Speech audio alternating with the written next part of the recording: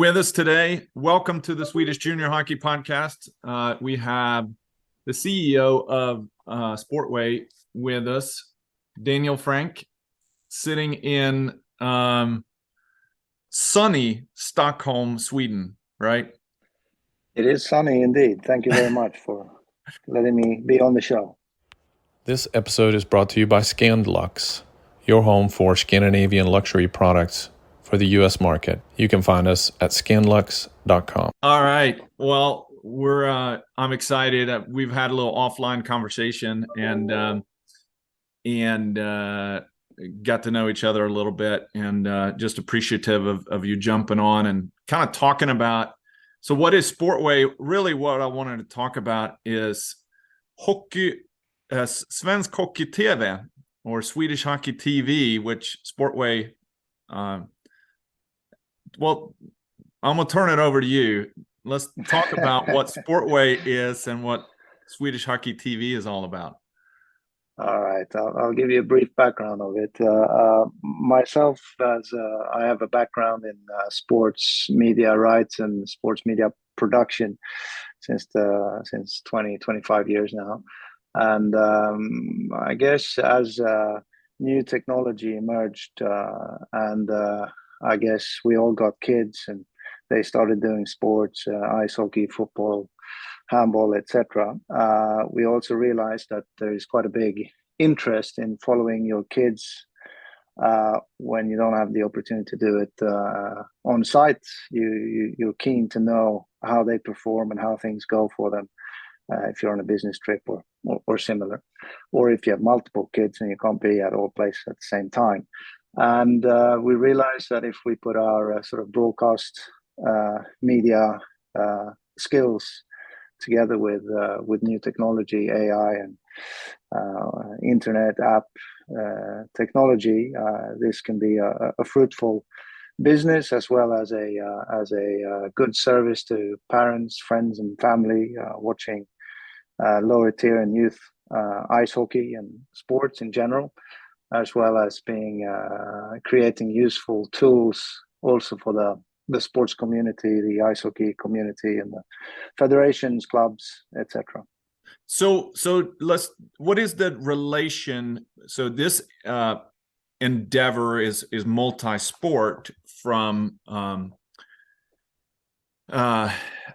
your company, but within the Swedish Hockey Federation. And when you go to Svenskhockey.tv and the right hand section of there, it says, I'm going to translate into English here, but from Swedish, and it says, streaming service for us that loves Swedish hockey. Well, that's a pretty profound, that hits home for a lot of them. And it says, watch everywhere when you want to, and are you ready to start? And so, of course, I'm a subscriber, and but then when you dig a little deeper about, it's got a section here about kind of frequently asked questions, which is really, really good. And I was a little bit surprised. And it says here, and it's got who is or what is Swedish Hockey TV, and so on. And it says here about where did I find it? Maybe you can talk about it. The who owns it, and how did the partnership with Swedish Hockey Federation?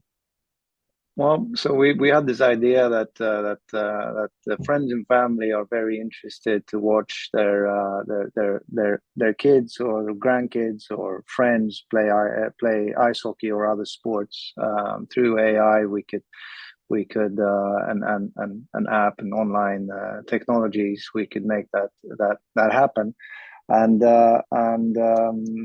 as we wanted to get try this out, the Swedish Ice Hockey Federation had similar thoughts. We got together and created a pilot test case in 2019. They had a Swedish Ice Hockey TV service since 2012.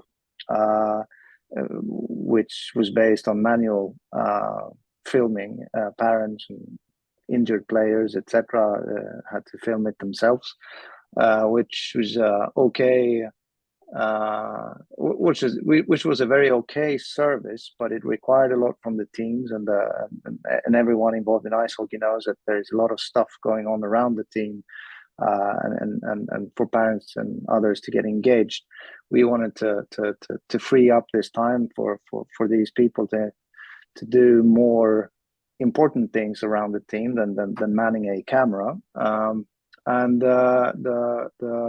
So we teamed up with the Swedish Ice Hockey Federation in 2019, and an AI and digitization, proper digitization process around Swedish ice hockey. A company, a new company was created called Swedish Ice Hockey AB Limited, I guess, and because it was very important for the Swedish ice hockey and also for us that this was something that was built up in and around and by the Swedish Ice Hockey Federation, the managing body of Swedish ice hockey, both as a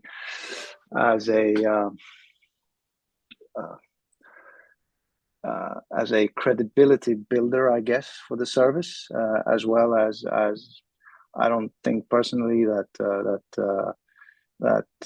it's a balance between commercializing something like youth and junior sports, but to a degree, I guess, because it's not professional ice hockey.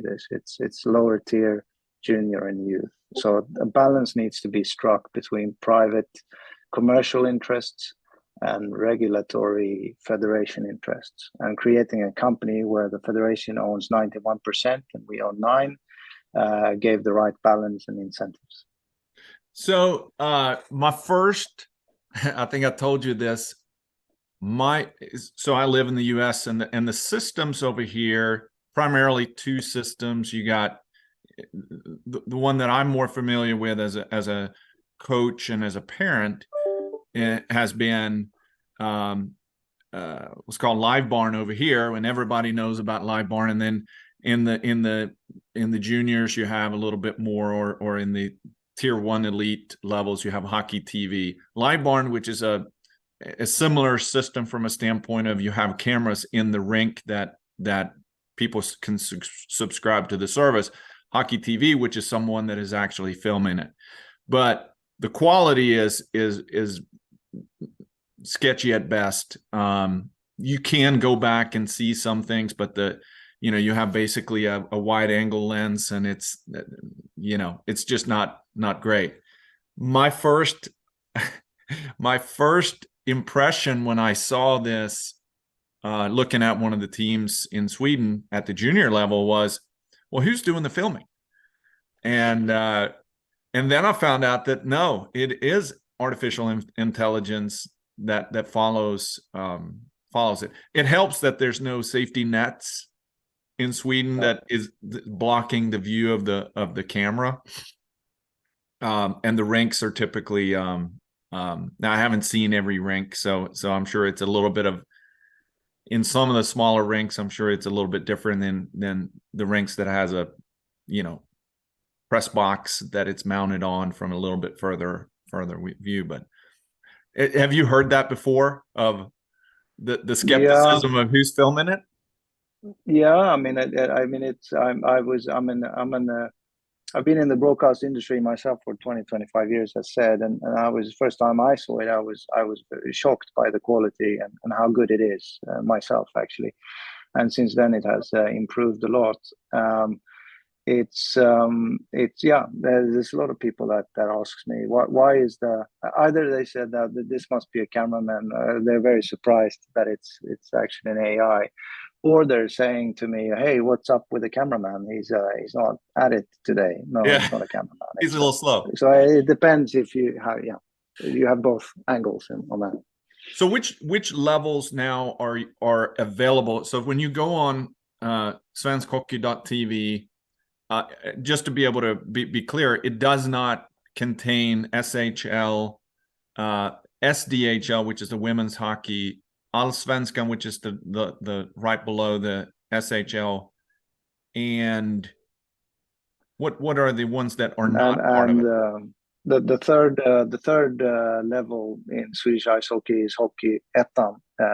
We start at the fourth level, which is for some reason called Division 2, but it's the fourth level. And we're doing the second level of women's and down. So fourth level on the men's and second on the women's and down. All the top junior leagues, all the way down to 12-year-olds.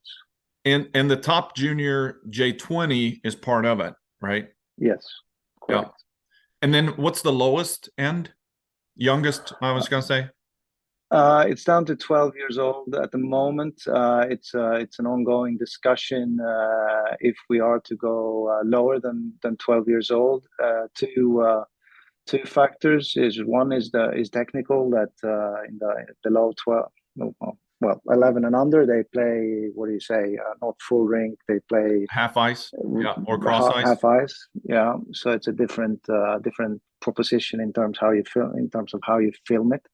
The system can deal with that because it instead of doing it AI wise, as you follow the puck from left to right, you instead divide the picture into two streams. So you shoot the middle side of the rink as one stream, the middle as one, and the left side as one. So you can actually extract three video streams out of one venue if they play reverse. But the other is also the discussion about how far down the ages you are to actually cover matches from a more how should I say, ethical point of view, which is a discussion that, and here it's very important that we are having a partnership with the federation and the managing body of ice hockey in Sweden. That it's up to them to decide. We can film any ice hockey that is played in these venues, and it's up to the federation to decide what they want to have displayed on video. And you mentioned before that there was recent regulation in the last 5 years in Europe of privacy and these type of things, which, you know, for me living in the US, I was completely unaware of. Certainly we have the same issues over here with privacy, but pretty big deal over there and a big hurdle to kind of overcome. Yeah, it's a massively important point over here. The European Union, which is well, the European-wide, well, what do you call it? Governing body. Yeah. They created a new GDPR legislation, which is down to privacy and privacy issues on the internet, protecting your own your own personal data and image and video rights as an individual, and it affects everyone that in society, and you have to be on the right side of that legislation, which is as you say, it's a fairly young legislation, 5-6 years old or something like that, and it hasn't necessarily been tested and as a young legislation, but it's super important, not only from being at the right side of the law. It's also we don't want to infringe on kids with protected identities because the father is a politician or police or military or something of that nature. It's of course super important that that stays protected and that we deal with filming kids in an appropriate and correct way. That's super important, both for us as a company and for Swedish Ice Hockey as a governing body and as a member of society. I guess it has to be done right. We can't just go out and film stuff. It's not the way to do it. So how many? So every rink, or not every rink, but the majority of the rinks now has a system in place where you can pull up and see all the games. You can't go in and watch practices like you can on Live Barn. On if I want to watch this rink at 9 a.m. and see what's going on, unless it's blocked out, I can see it. But if you want to go watch live games or archived previous games, you know, I have a game that I want to watch tonight that I want to go in. I'm not going to watch it live because it's during work hours, but I'll be watching a J18 game this evening. How many about, you know, where are you at? You're not in every rink, but from a coverage standpoint. Well, Sweden is a small country, right? So we got 361 ice rinks in the entire country. We covered today 270-ish of those. That aggregates to us filming around 60,000 matches a year-ish. Okay. So in your average weekend, we do about 1,000 matches per weekend. Okay. Wow. In just hockey. In just ice hockey in Sweden. Yeah. And we're doing ice hockey in Finland, Denmark, Norway, and Czech Republic as well. So it's very substantial amount of matches every week. Yeah, I could imagine the the efficiency of the systems enables the coverage to that level. Yeah, I mean, I think we have percentage-wise, we have a very, very high percentage of correctly filmed and started matches. But given the massive volume of it, even a percentage of those matches that gets wrong in some shape or form creates a lot of buzz, because obviously 1% out of 60,000 is a fair amount anyway, isn't it? So I mean, we have our fair share of baby issues and stuff that can go wrong. I mean, there can be software issues, can be hardware issues, but the most frequent problem that we have is relating to basic things like electricity in the stadiums and internet, obviously, in the stadiums.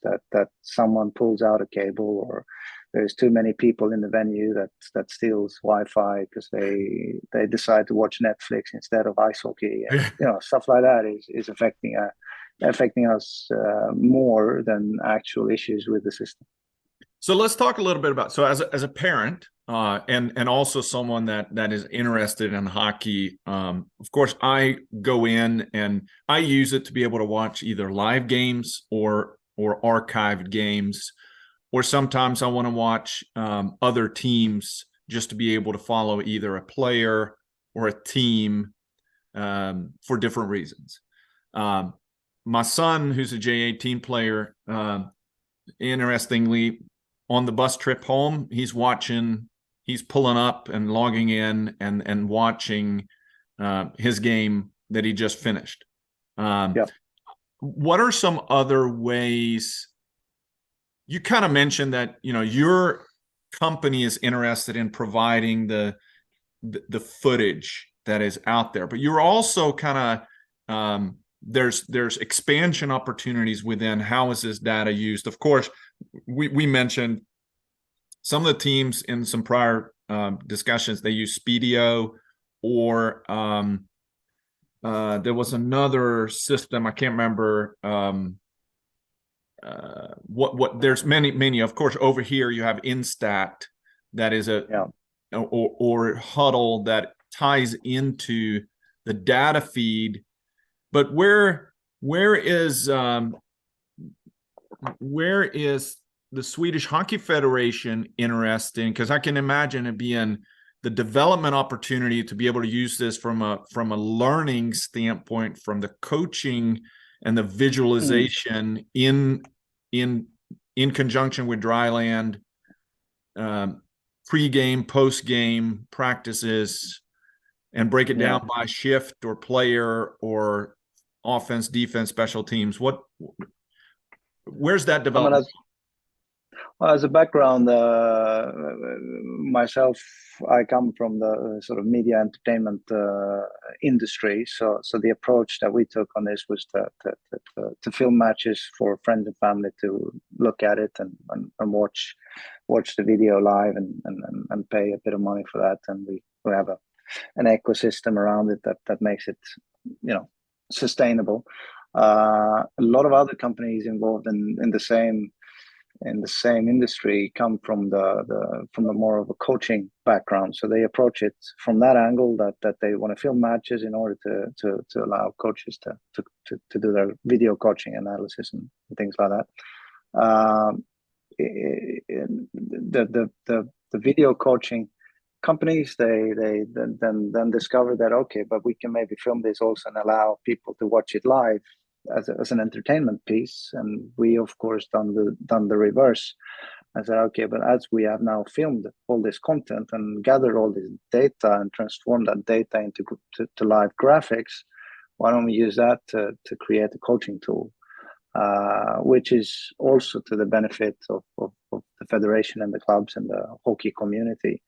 The difference here is that a lot of these companies that has a coaching tool background, that their main business or their main revenue streams is coaching, whereas we see coaching as an offspring of the entertainment piece. And as we have a collaboration and partnership with the federation where player education and player safety are central pieces to what they do, we see that as something that shouldn't be as commercialized as the entertainment revenue. So we try to view player education and player safety as non-commercial items and use other revenue streams to finance the actual digital rollout of the system.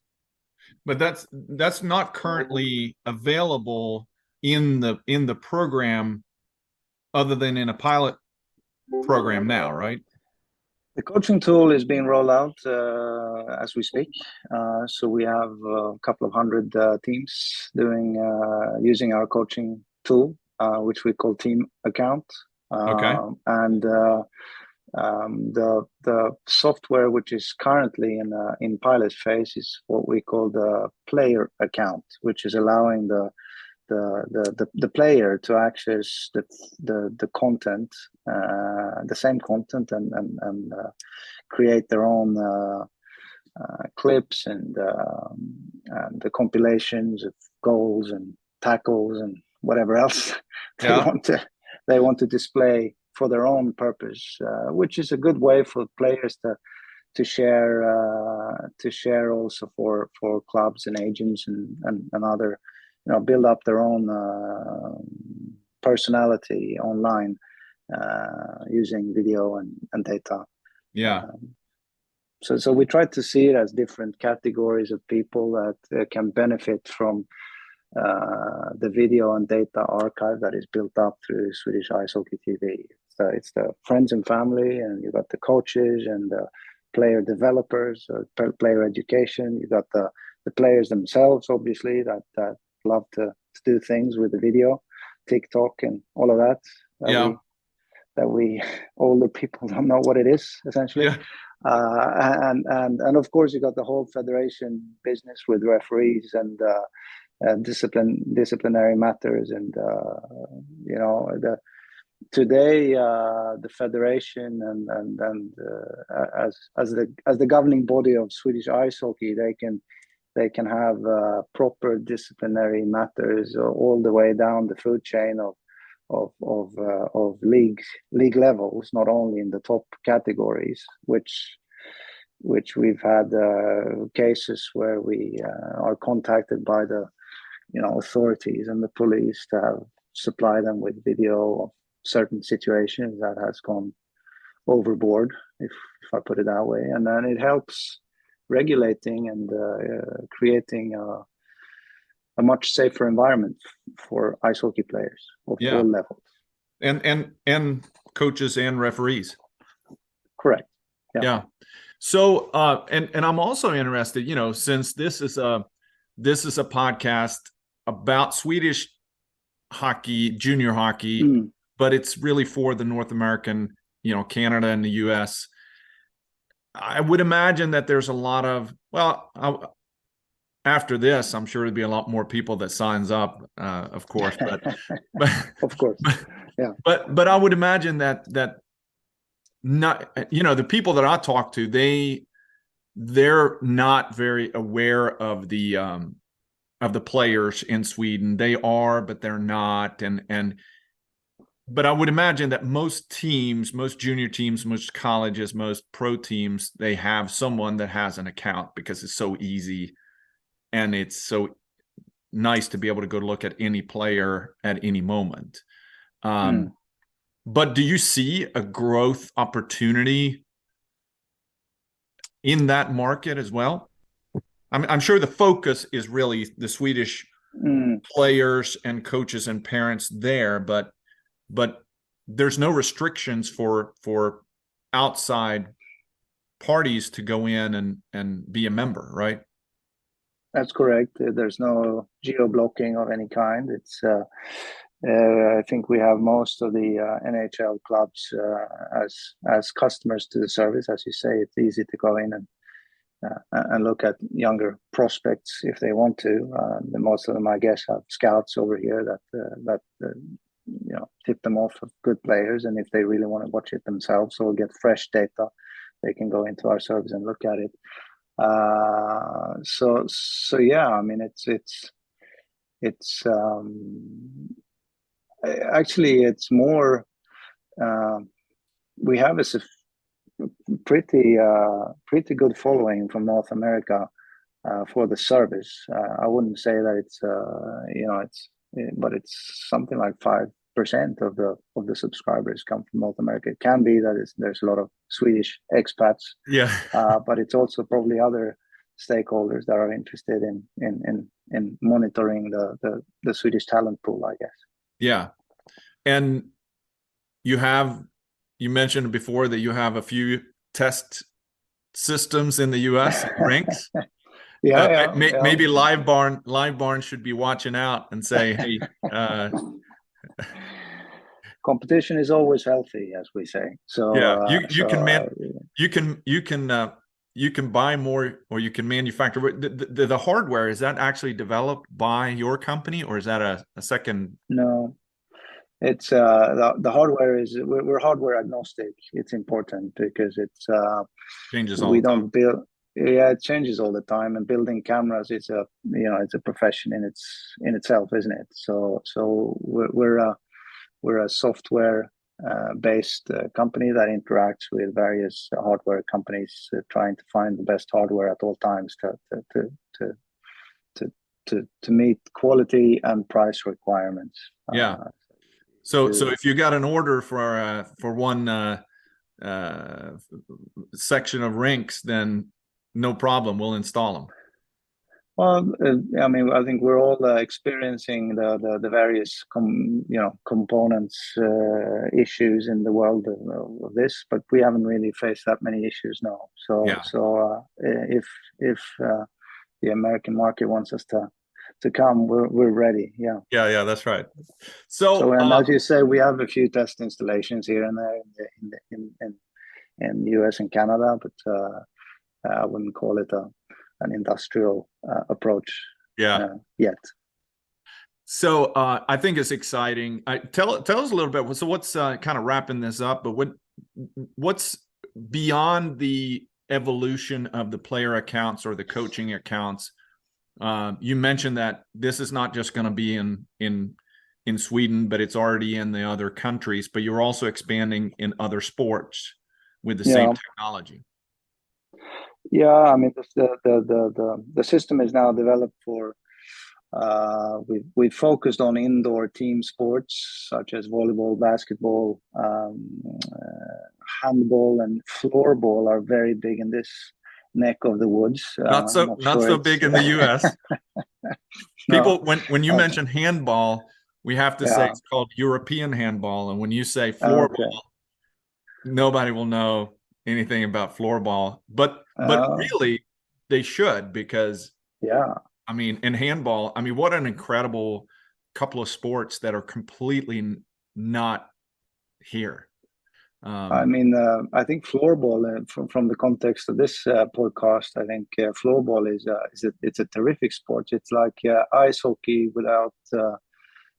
It's like ice hockey indoors with no skates, but essentially the stick and the rest is the same. The goal size, and you have a goalie and five players. It's a terrific game. For anyone who doesn't like the cold of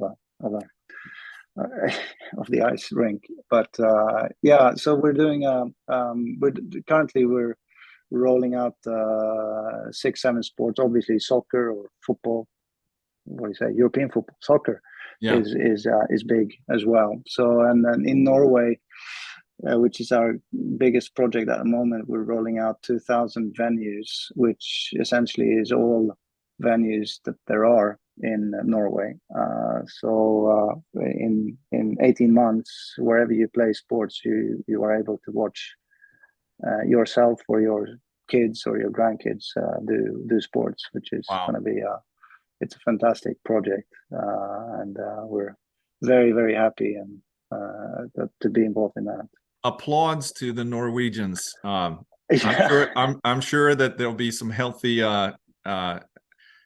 jealousy as usual between. All you got to do now is get the Finns on the other side to do it, and then Sweden's going to be, saying, "What are we doing all about it?" Exactly. I mean, I'm not sure what I'm doing, supporting the Norwegians with all of this, but hey.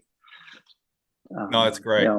Well, so I think that it's thank you for coming on and talking about this right from the beginning. I think it's the system's awesome. I think that the technology is and the picture quality, the sound quality, and the ease of use is great.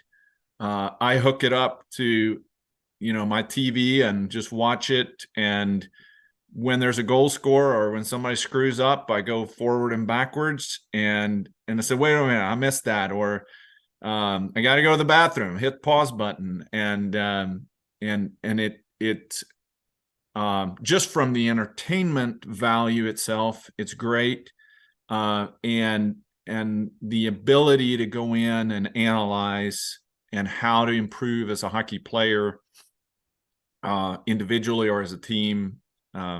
It's untapped, especially with the younger generation coming. There are much more visual learners than in the past. I just think that the application is definitely there to stay, and excited to see what the next rollout is all about. So thanks for jumping on, and we'll release this. We got a little bit of a backlog here now with episodes. It's going to take a few weeks. Some exciting stuff coming on, and if you have an opportunity to go in and subscribe, just go in to Svenskhockey TV, Svenskhockey.tv, or if you just Google it, Swedish Hockey TV, you'll find it. And you can go in and just create an account. It's not that expensive, and lots of different options to do there. So that's my plug. This episode is brought to you by Svenskhockey.tv, I should say. Thanks a bunch. Thanks a lot.